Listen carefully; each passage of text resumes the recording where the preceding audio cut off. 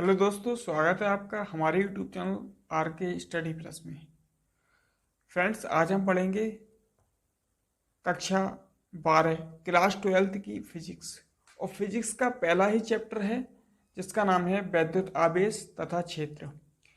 तो देखिए, वैद्युत आवेश तथा क्षेत्र में सबसे हम पहले पढ़ेंगे आवेश। वैद्युत आवेश क्या होता है? तो देखिए, आवेश पदार्थ का वह गुण है जिसके कारण वह विद्युत एवं चुंबकीय प्रभाव उत्पन्न करता है या इनका अनुभव करता है। ठीक है, तो आवेश जो होता है पदार्थ का वह गुण होता है जिसके कारण वह विद्युत एवं चुंबकीय प्रभाव उत्पन्न करता है या विद्युत एवं चुंबकीय प्रभाव का अनुभव करता है। अगर हम बात करें कि इसके मात्रक की, तो वैद्युत आवेश का मात्रक कूलाम होता है या एम्पियर सेकंड होता है। ये बराबर आई टी से हमने निकाल लिया। आई क्या है? यहाँ पे धारा है, मतलब आई क्या है? धारा करंट है, और टी टाइम है। आई का एम्पियर हो जाएगा, आई का मात्रक एम्पियर और टी का सेकंड। तो जो आवेश होता है इसका मात्रक एक कूलाम होता है और दूसरा मात्रक इसका एम्पियर सेकंड भी होता है। अगर इसकी विमा की बात करें हम, तो विमा इसकी 80 होती है। चलिए, एक नोट है कि समान समान समान प्रकृति के आवेश एक दूसरे को प्रतिकर्षित करते हैं। मतलब प्लस प्लस क्यू आवेश, यदि प्लस प्लस क्यू आवेश हैं तो वो एक दूसरे को रिपेल करेंगे, मतलब प्रतिकर्षित करते हैं। या माइनस माइनस क्यू, मतलब माइनस माइनस क्यू या plus plus Q, minus minus Q या प्लस प्लस क्यू आवेश एक दूसरे को क्या करते हैं? प्रतिकर्षित करते हैं। तथा एवं असमान प्रकृति के आवेश एक दूसरे को आकर्षित करती हैं। जैसे असमान प्रकृति का मतलब एक माइनस का हो गया और दूसरा आवेश प्लस का हो गया। एक माइनस का आवेश हो दूसरा प्लस का हो, या एक प्लस का हो दूसरा माइनस का हो, तो भी एक दूसरे को क्या करेंगे? आकर्षित करते हैं, अट्रैक्ट करते हैं। चलिए, तो इसमें अगला टॉपिक है कूलाम का नियम। तो देखिए, कूलाम का नियम क्या होता है? कूलाम का नियम भी आवेश से संबंधित है। तो इस नियम के अनुसार दो स्थिर बिंदु आवेशों के बीच लगने वाला बल, लगने वाला आकर्षण अथवा प्रतिकर्षण का बल दोनों आवेशों की मात्राओं के गुणनफल के अनुक्रमानुपाती तथा दोनों आवेशों के बीच की दूरी के वर्ग के व्युत्क्रमानुपाती होता है। तो जो कूलाम का नियम होता है, दो आवेश हैं हमारे पास, ये Q1 और Q2। ठीक है, Q1 Q2 दो आवेश हैं, इनके बीच की दूरी स्मॉल r है। तो ये नियम यह कहता है कूलाम का कि दो स्थिर बिंदु आवेश हैं, जो इनके बीच जो बल लगेगा वो इन आवेशों के गुणनफल के अनुक्रमानुपाती होता है। मतलब F अनुक्रमानुपाती हो जाएगा Q1 Q2 के, और इनके बीच की दूरी के वर्ग के व्युत्क्रमानुपाती। मतलब इनके बीच की दूरी क्या है? r है, तो r की क्या हो जाएगा? F अनुक्रमानुपाती 1/r²। अब इन दोनों को हम मिला देंगे तो हमें ये मिल जाएगा। ठीक है, हमें मिल जाएगा F अनुक्रमानुपाती Q1 Q2 upon r², ये मिल जाएगा। तो कूलाम का नियम यह कहता है कि दो स्थिर बिंदु आवेशों के बीच लगने वाला आकर्षण अथवा प्रतिकर्षण का बल दोनों आवेशों की मात्राओं के गुणनफल के अनुक्रमानुपाती तथा दोनों आवेशों के बीच की दूरी के वर्ग के व्युत्क्रमानुपाती होता है। देखिए, ये हो जाएगा, जब अनुक्रमानुपाती हटाएंगे तो F बराबर 1/4πε0। मतलब ये यहाँ से आया है। देखो, ये था F अनुक्रमानुपाती Q1 Q2 upon r²। तो यहाँ से जैसे अनुक्रमानुपाती हटाया हमने, तो यहाँ ये हो जाएगा F = 1/4πε0 Q1 Q2 upon r²। अब ये क्या है? 1/4πε0, ये एक कांस्टेंट है, और इस कांस्टेंट का मान जो होता है 9 × 10⁹ न्यूटन मीटर स्क्वायर प्रति कूलाम स्क्वायर।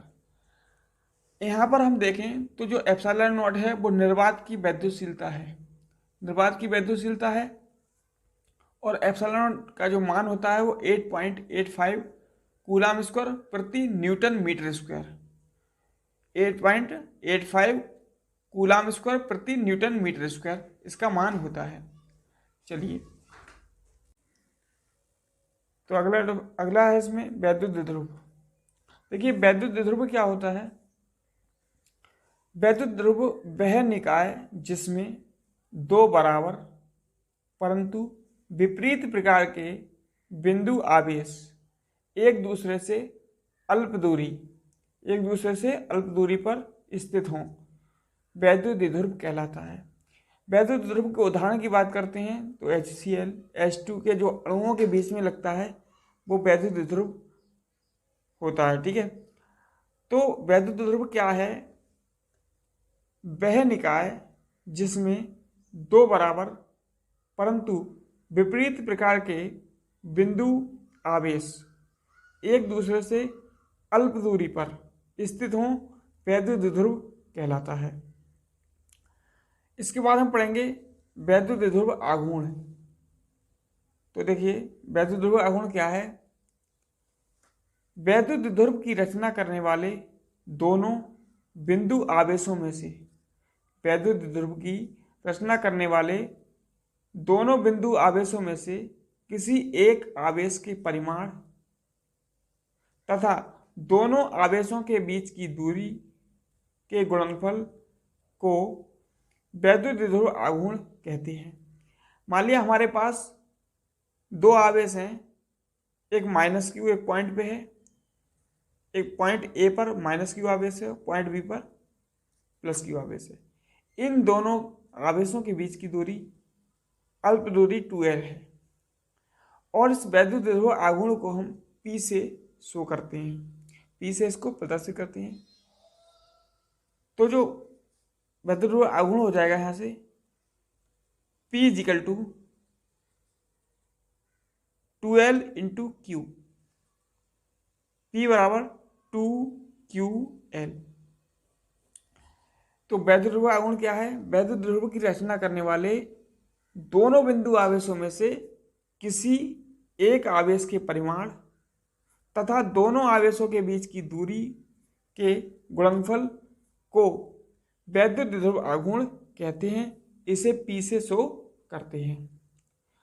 ये कह रहा है कि दोनों आवेशों में से किसी एक आवेश का परिमाण का मतलब क्या है कि इसका मॉड, जैसे माइनस क्यू आवेश है तो माइनस क्यू का जब मॉड लेंगे तो ये प्लस क्यू हो जाएगा, और प्लस क्यू का जो मॉड लिया जाता है तो वो भी प्लस ही रहता है। ठीक है, प्लस क्यू का मॉड लेंगे तो प्लस रहेगा। देखिए माना इसी वैद्युत द्विध्रुव आघूर्ण को हम, इसका ये फॉर्मूला लिखा है कि माना दो आवेश माइनस क्यू व प्लस क्यू, तो ये दे रखे हैं, ये जो दे रखे हैं ये वाले,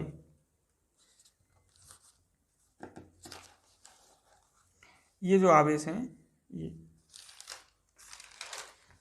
तो माना दो आवेश माइनस क्यू व प्लस क्यू एक दूसरे से अल्प दूरी 2l पर स्थित हैं, तो वैद्युत द्विध्रुव आघूर्ण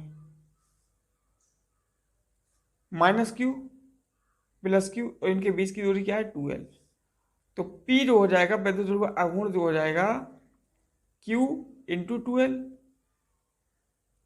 P इजिकल टू 2Q हो जाएगा 2QL, P equal to 2QL।